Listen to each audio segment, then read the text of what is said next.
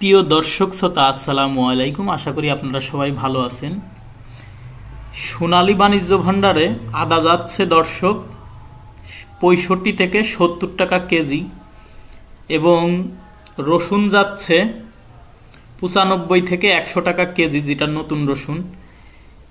এবং এই ধরনের পেঁয়াজ যাচ্ছে 32 থেকে 33 টাকা কেজি দর্শক।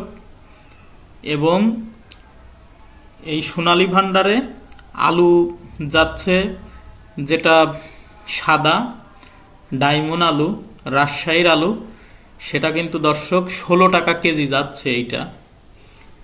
এবং দর্শক আমরা আরেকটি আড়তে আসলাম, এই লাল আলুটা যাচ্ছে 15 টাকা কেজি এবং এই সাদা আলু ডায়মন্ড, যেটা রাজশাহীর, এটা যাচ্ছে 16 টাকা কেজি। একই দামে বিক্রি হচ্ছে সব জায়গায়। খুলনা সোনাডাঙ্গা পাইকারি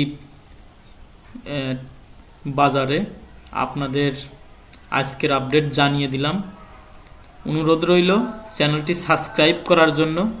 এবং 2 দিন আগের আপডেট 1 টাকা কম ছিল আলু, এবং আজকে কেজিতে 1 টাকা বাড়তি আছে। সবাই ভালো থাকবেন, ধন্যবাদ।